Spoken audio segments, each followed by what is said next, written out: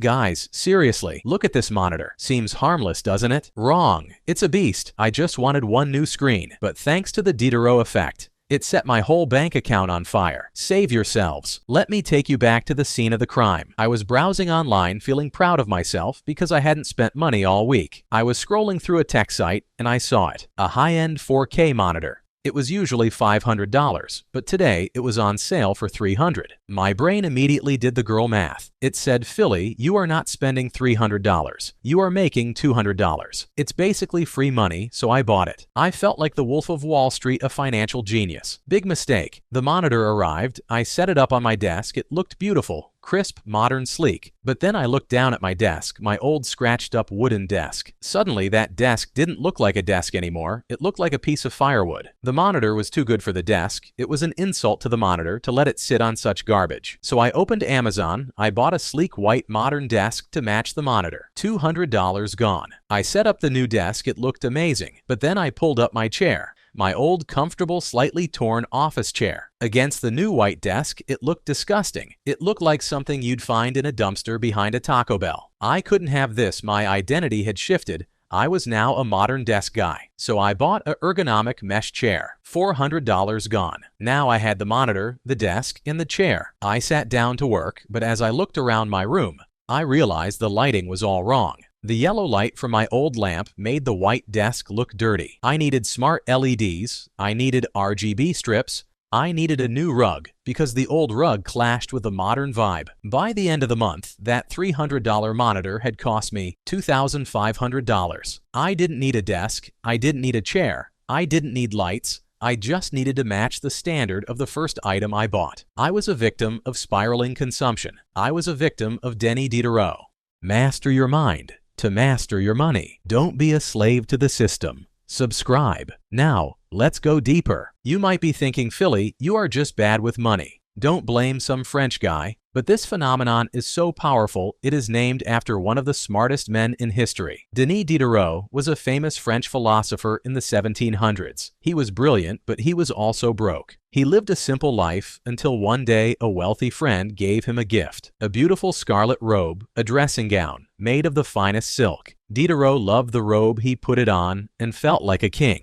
But as he sat in his study, he noticed something terrible. His old desk, his raggedy chairs, his dusty books, they looked terrible next to his magnificent new robe. He wrote, there was no more coordination, no more unity, no more beauty. The robe was too fancy for his life. So what did he do? He replaced his old rug with a new one from Damascus. He replaced his old straw chair with a leather one. He bought expensive prints for the walls. He upgraded his desk. Slowly but surely, the robe forced him to upgrade his entire life until he was surrounded by luxury and he was completely in debt. He wrote an essay about this called Regrets on Parting with My Old Dressing Gown. In it, he wrote the famous line, I was absolute master of my old dressing gown, but I have become a slave to my new one. This is the Diderot effect. The introduction of a new possession into a consumer's existence will often result in a process of spiraling consumption because we don't just buy things for their function, we buy things for their identity. This is where it gets scary. Your brain seeks something called identity consistency. We view our possessions not as separate items, but as a set, a collection, that tells a story about who we are. Think about it. If you wear a tailored suit, you cannot wear dirty old sneakers with it. It feels physically painful. It breaks the story. If you buy a brand new iPhone 15 Pro Max, you can't use a frayed $2 charging cable from the gas station. It feels wrong. You need the MagSafe charger. You need the AirPods Pro. You need the Apple Watch. Apple knows this better than anyone. They don't sell you a phone.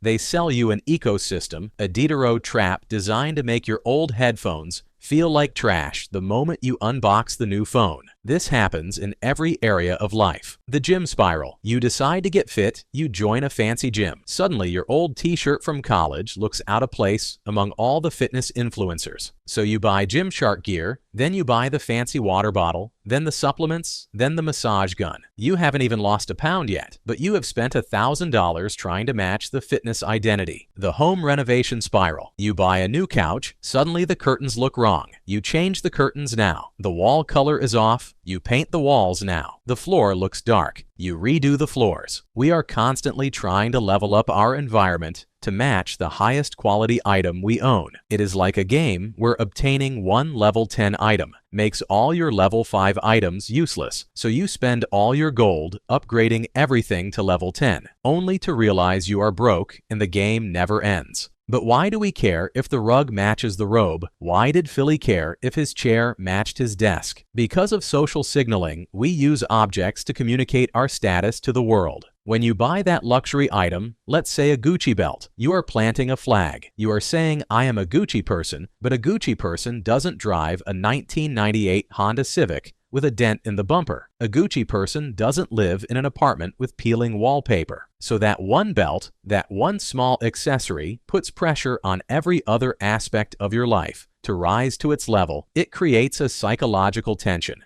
a cognitive dissonance. Your brain says my belt says I am rich, but my car says I am poor. I must fix this. And the only way to fix it is to spend money you don't have. This is why the middle class stays the middle class. They get a raise or a bonus. And instead of investing it, they buy one nice thing, maybe a new car, and that new car triggers the Diderot effect. Now they need nicer clothes to drive the car. They need to go to nicer restaurants to valet the car. They need a nicer house with a garage for the car. The raise disappears, not because of the car payment, but because of the Diderot spiral that the car initiated. But wait, it gets worse. Diderot doesn't just attack your physical possessions, it attacks your digital life too. We live in the age of subscriptions and software. You buy a new high-end laptop for work. Suddenly, your free version of editing software feels slow and clunky on this powerful machine. So you upgrade to the Pro subscription. Then you need more cloud storage because the Pro files are bigger. Then you need faster internet because the upload speeds are too slow. One hardware purchase triggered 3 monthly recurring bills. This is the modern digital Diderot effect. It's not just about matching colors, it's about matching capacity. Your brain hates bottlenecks. If you have a Ferrari engine, you can't put cheap gas in it. If you have a 4K TV, you can't watch 720p videos.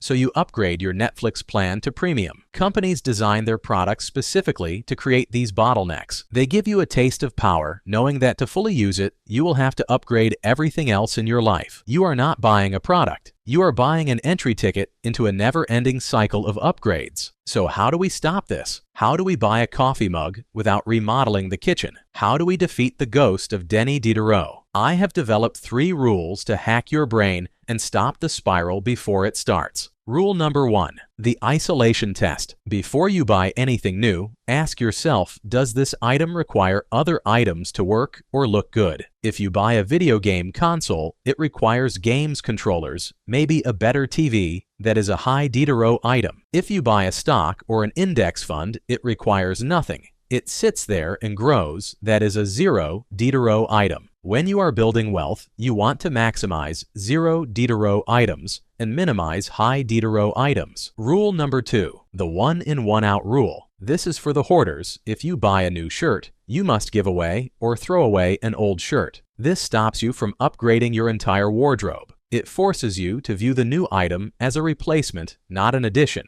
It keeps the set size the same. Rule number 3, embrace the imperfection. This is the hardest one. You have to train your brain to be okay with things not matching. I still have that expensive monitor, but you know what? I sold the fancy desk. I sold the fancy chair. I put the monitor back on my scratched up wooden desk, and guess what? The monitor still works. The pixels are still 4K. The mismatch doesn't hurt me physically. It only hurts my ego, and my ego is not worth my financial freedom. The next time you buy something nice and you feel that urge, that itch to upgrade everything around it, recognize it, say it out loud. Hello, Diderot. Just acknowledging the glitch often fixes the glitch. Your brain is wired to seek patterns and unity. It wants everything to match marketing agencies. Know this, they design products to look out of place next to your old stuff, so you buy the new stuff. Don't let a bathrobe dictate your financial future. Don't let a coffee mug bankrupt you. Be the master of your possessions, not their slave. If you want to know more about how your brain tricks you into spending, specifically why you feel that rush of excitement when you click, By now, you need to understand the chemical behind it. I made a full breakdown of the dopamine trap. Right here, it explains why you are addicted to the thrill of the purchase and how to break the cycle. Click this video, and I'll see you there. You didn't just learn about money today, you learned about your mind. Remember, it's not money, it's psychology.